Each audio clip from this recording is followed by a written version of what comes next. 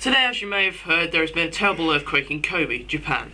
In a measly 20 seconds, the earthquake destroyed 200,000 buildings and made 400,000 homes destroyed. And now to Callum, who's actually in Kobe. Callum, are you there? Who? What? Yes, I'm here, Liam, in Kobe, Japan. As you can see, what would have been a nice snowy day for making snowmen turned into the worst ever natural disaster. And a total of, let me get aside, 5,500 people. It may not sound much, but compared, of course, to the bombing in Jerusalem... It's actually Hiroshima. Okay, in Hiroshima, at the time of the Second World War. But two of the people had no knowing of the earthquake, apart from, of course, their superstition that September the 1st, that is, September the 1st, people, in their disaster, would be their disaster day. Is their disaster day? Oh yeah, is their disaster day. Sorry. People now taking precaution, as I'm sure you'd understand, seeing as though 232,000 people became homeless.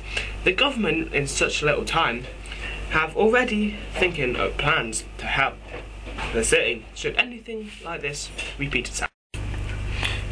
They may include things like buildings that are going to be reinforced by adding more steel bars to the structures. As for new buildings, they will be built on solid rock instead of clay and other materials.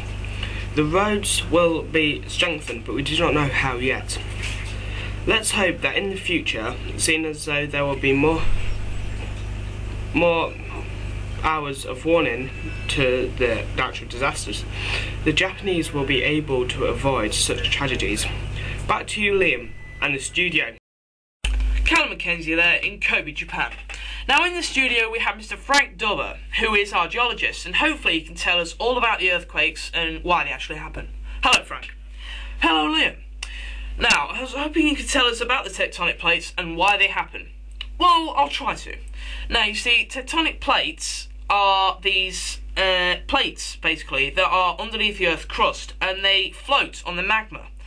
Now, these plates, they determine where the land is. Now, the plates move around, and sometimes they can hit each other, and when that happens, you get the earthquake. Now, there are several types of hits, basically, where they hit each other. Now, the first one is where the two plates actually hit each other head on. Now, this is a pretty big earthquake, and the second one is where two plates interlock, basically. They're sliding along each other, and then one day they lock, and pressure builds up so much that they finally just break apart and push, and that makes the earthquake.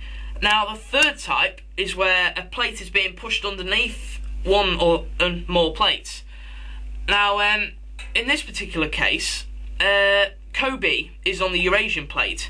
Now, stress has built up between the Pacific and the Philippines plate, and they're being pushed underneath the Eurasian plate. Now, this earthquake was 7.2 on the Richter scale, which is really powerful.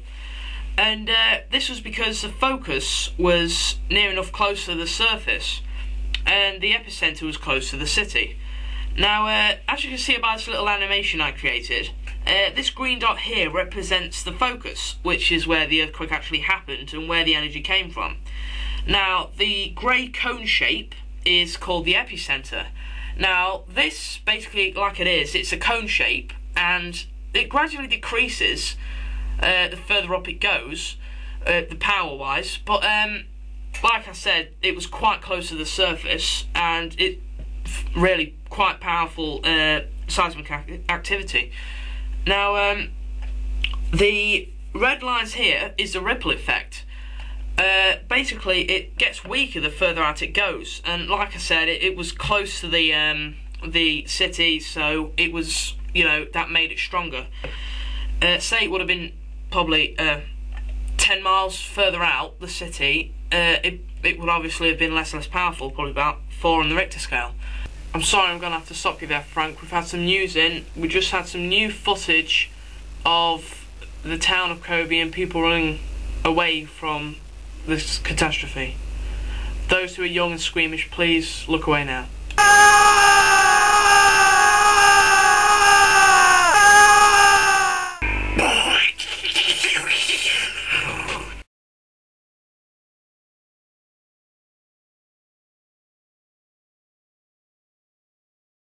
Some absolutely chilling scenes there. And now I have to leave you onto your local news areas, and I shall hear from you at 10 o'clock, I think it is. That's it from CBC News. Tune in at 10 o'clock. Bye.